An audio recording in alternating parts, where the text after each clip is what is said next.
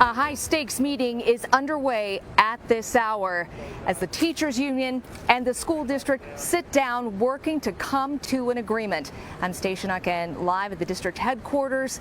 We understand that meeting is happening right now at an undisclosed location. So we continue to follow those developments closely here live. We just had a one-on-one with Dr. Stacia Dixon, the superintendent of Columbus City Schools. We'll get to that momentarily. But these talks are entering their fifth hour, and again, happening at an undisclosed location. It's not clear if they're getting closer to a deal or if they are still far apart.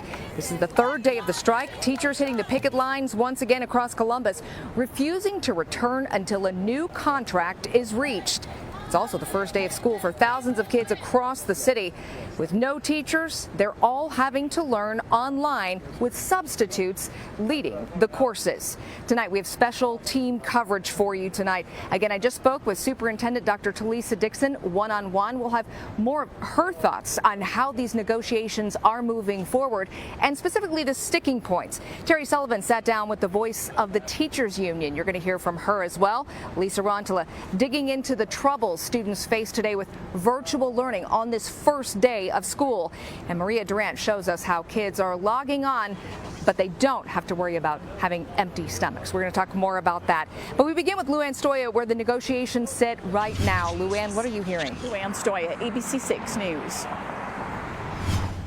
Thank you, Luann. Let's talk more about those building conditions. As we told you, the strike centers around these three main points.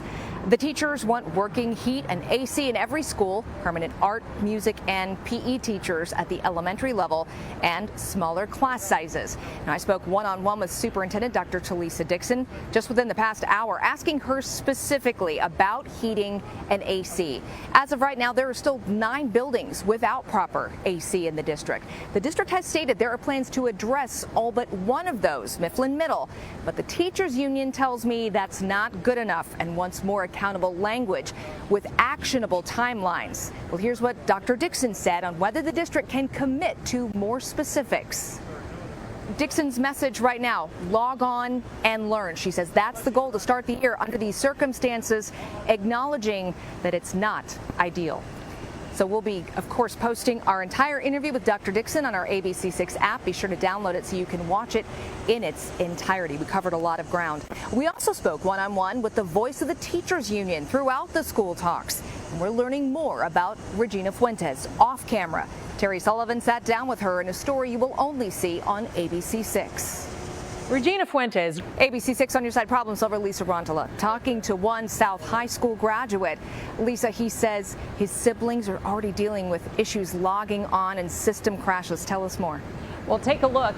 Lisa, thank you. And if you're having problems with logging in or any strike-related issue, send us an email so we can look into it. tips@abc6onyourside.com. Again, the district and teachers union are in the middle of a marathon meeting right now at an undisclosed location. The moment there are any developments, we will let you know right here on air and, of course, online. For now, let's send things back to Bob in the studio with some of today's other headlines. Bob? Than right here in Ohio.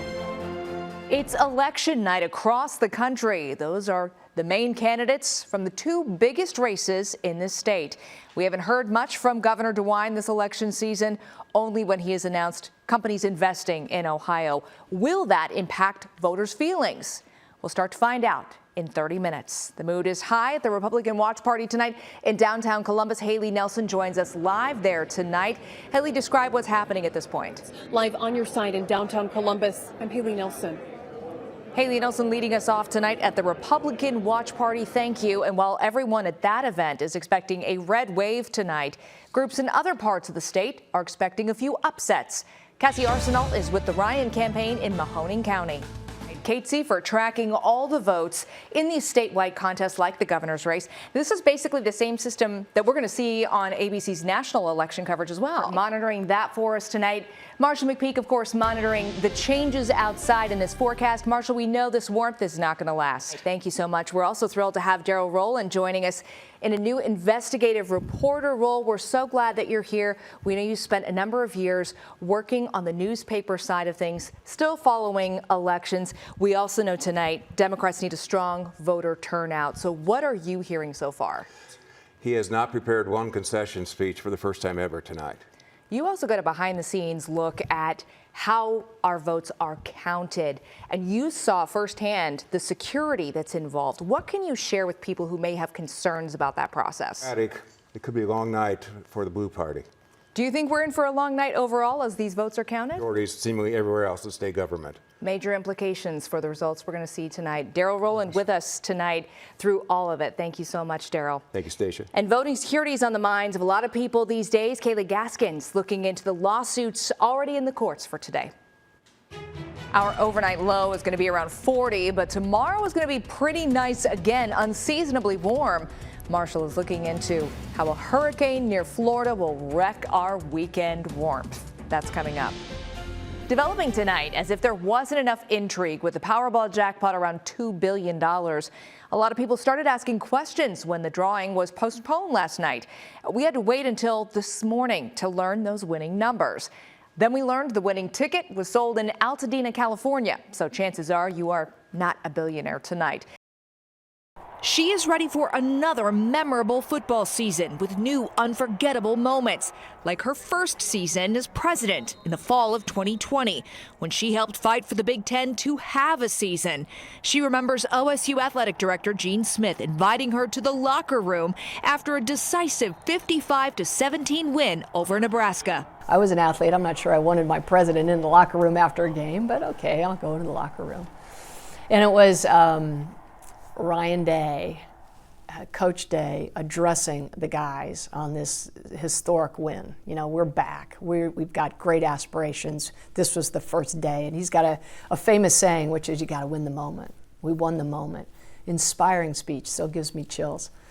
And then he said, Justin, I think you have something for the president. And they gave me the game ball. And it was amazing. But it's not just about the game. What makes Buckeye Nation so special extends far beyond the football field. She treasures those memories, too.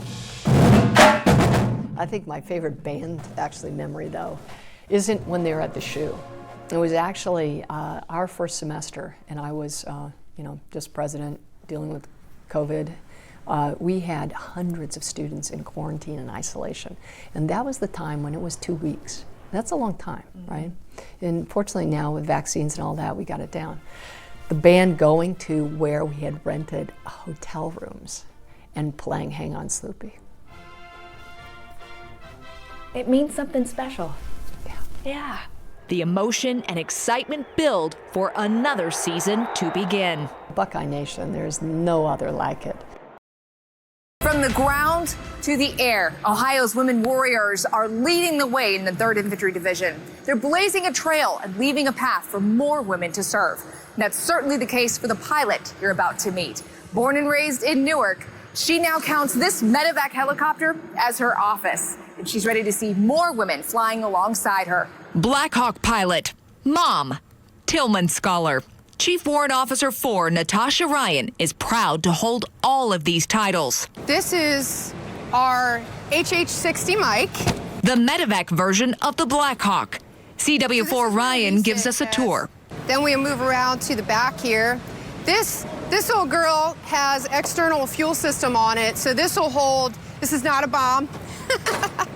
It's actually a fuel cell. This helicopter becomes a flying trauma center, transporting wounded soldiers. They're working with very little illumination, a lot of noise, a lot of vibration, and just trying to imagine them like feeling for a pulse with all of that going on, listening to an airway and trying to hear. What's it like to fly one of these? Initially overwhelming. When the first time that I got into a Black Hawk, I felt like I'm never going to get this. There's a button or a switch anywhere that they could have put one. But time, repetition, experience, and a lot of great mentors, you get it down.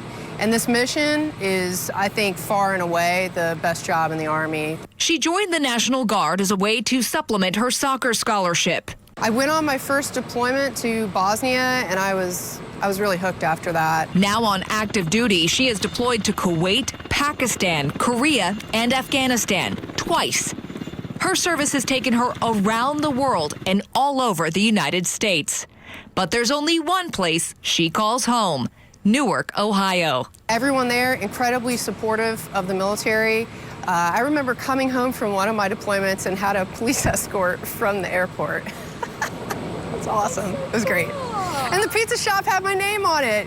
Growing up in Newark gave her the foundation for a strong sense of self, which is exactly what she needs as she continues to advance in this male-dominated profession. I really had to get to a point in my career where I stopped trying to be one of the guys and I just started being myself and just saying, this is who I am, and we really kind of just need to accept each other. This is normal to have a family, and it's normal to be a mom, and it's normal to be a mom flying a helicopter in Afghanistan. And that's a lesson she wants to pass on. The thing that I think is so important to me now is that I'm a mom now, and I'm a mom to a girl. So it's imperative to me to show her that there really is nowhere that she doesn't belong and nothing that she can't do. Her daughter knows Mom is exceptional. She says, my mommy flies helicopters and she saves people. Having my daughter say that is probably the biggest accolade that I could get. She serves, blazing a trail and leaving a path for the next generation, while honoring the women who came before, who had to fight for every opportunity. So we had to fight for the opportunity to get to serve. We had to fight for the opportunity to get to serve in elite units. We had to fight for the opportunity to get to fly in combat. And that fight continues for the women who serve. I think just normalizing who we are and what we do, there's no holds barred, and we just need to be accepting of each other. There's room for everybody.